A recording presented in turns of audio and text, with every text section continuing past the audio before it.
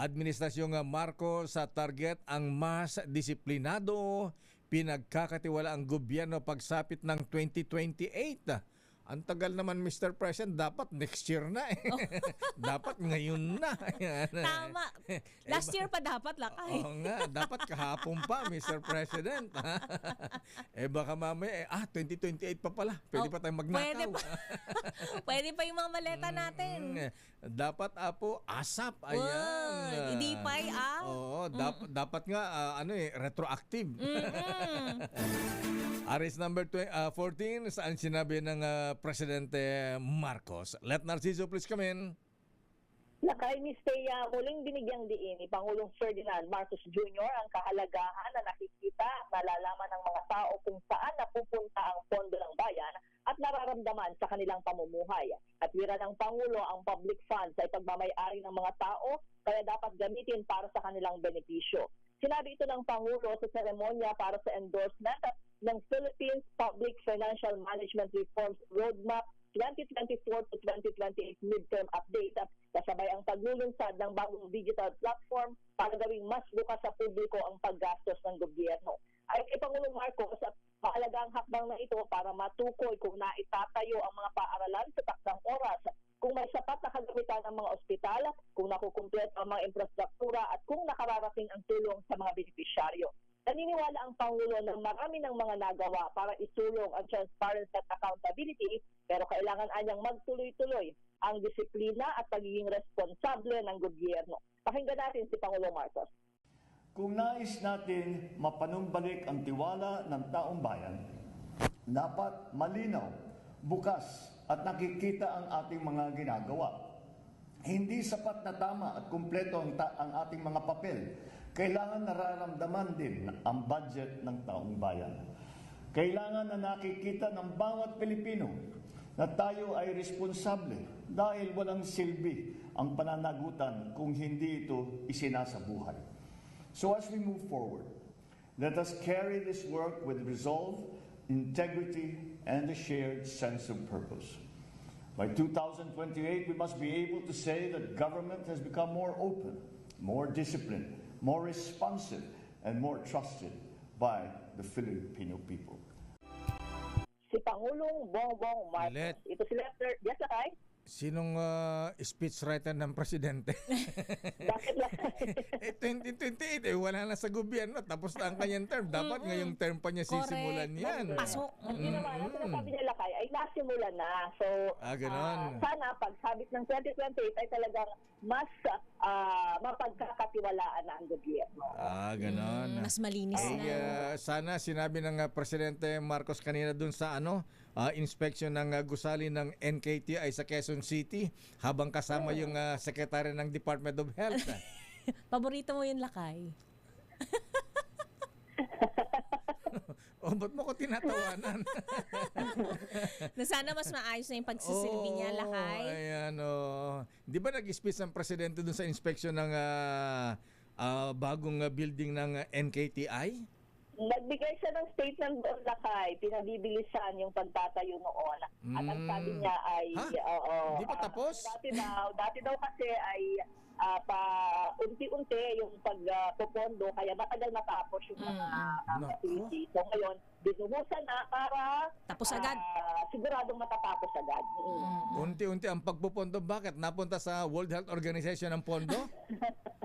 Bakit napunta doon naman, Lakay? Kasi kadalasan, di ba, by stages or phases. Phase 1, ito muna sa pondo ngayong taon. Next year, ito. So yun, kumbaga kinumpleto na yung hinihintay na lang natin na matapos. Ganon. Magkanong halaga nung project? Ayan, building. Magkano nga ba? Teka, babalikan ko na. Sige nga, tingnan natin kung magkanong komisyon. Ay, sino ang commission? Laki, sino ang commissioner niyan? Sino ang commissioner sa project na yan? Inuuna yung mga ganyan. Dapat yung mga pinaka-basic na gamot muna, serbisyo sa mga Mona Lisa Hospital. Ayan. Kasi Lakay, yung gamot, ina-expired na, paano pa i-distribute? Kaya nga, hindi kayang tayo ng building. Well, kailangan din naman yan. Pero priority yung immediate sana. Ayan. Kasi mamaya tayo ng building para magka-komisyon. Ayan. May facility, wala naman tatao, lakay. Ayan, walang doktor. Walang doktor, walang Ayan, nurse. sinasabi natin, Miss Teacher Thea. Diba? Ayan. O sige, balikan mo ako ulit kung magkano yung... Commission. Hindi. Ano? Amount ng project Okay, ng project NKTI. amount daw. Akala ko Oo. commission eh. Baka Oo. 40-60, ganon. Ayan. Kasama ba yung aking favorite secretary yun ni Presidente kanina? Apple of the eye ni Lakay. Kasama ba? Ayan. Oo, nandun lakay.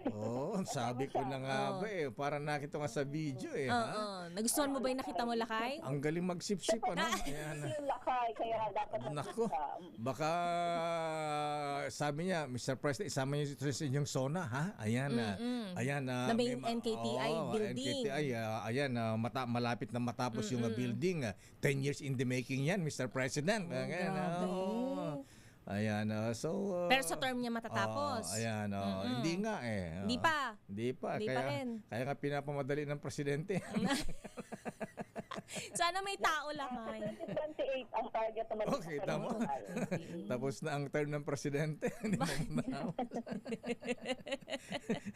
Diyos Ano ko. ba yan? Pagka ganito ang mga cabinet secretary natin, Mr. President, walang mangyayari sa ating gobyerno. Ayan. Lagi ang target 2028, Lakay. Hindi Oo, mo pwedeng nga. now ang target. Kaya nga eh. At saka isama na sana ni Mr. President, ayan, kalampagin din. Sino ba ang DOTR secretary ngayon na Miss Letta? Transportation yun po. Lopez. Sina? Transportation na lakay? Transportation, DOTR. Giovanni Lopez lakay. Ayan, sa Giovanni Lopez. Anong update dun sa mga tren natin? Ayan, yung biyaheng Bicol. Ang Muntinlupa, di yata umabot ng Muntinlupa eh. Natenga na ba? At yung subway, nasaan na? Ayan. Yung sabay na kayo ongoing. Ongoing. Oo nga, kaya lang nasa Valenzuela pa yata eh. Umabot na ba ng Cubao yan? Umabot na ba ng Biluna? Ng Quezon City? Ayan. Dapat may monthly update man lang. May inire-report, di ba? Status. Oo. Status report. Ay, nako. Anyway, pagka ganito ang mga cabinet secretaries ng Presidente, alam mangyayari sa bayan natin. Delayed lahat, Lakay. Kakalungkot. Anyway, sige na nga. Bay amlatan Kastada lang arud. O kanawa Japan. Ay, high blood pa nila kay. Ayan. Anyway, sige. So, ano pa ang schedule ng Presidente ngayon na Michelet? Yun lang? Yun lang kayo. May last pa siya yung anniversary ng Presidential Security Command. Ayan. Ang galing mambola talaga nung kasama niya kanina. Convincing ba, Lakay? Dati binobola-bola First Lady eh. Ayan, Madam First Lady, ayan. Ito po mga mobile clinic. Ayan, Okay. ibibigay natin sa mga probinsya. Ayan. Wala pang isang taon, sira na yung mobile clinic. Agad. Hindi naman nagamit. Hindi na umandar. Walang mga equipments. Ayan, Tas wala ra namang tao. Ayan. Talagang ganyan. That's life. Facilities lang. Wala namang human resource. Paano? Iyan ang tanong dyan, problema. Okay. Happy weekend. Thank you this Friday. Biglang happy weekend Happy lang. weekend lang kayo, Miss Thea.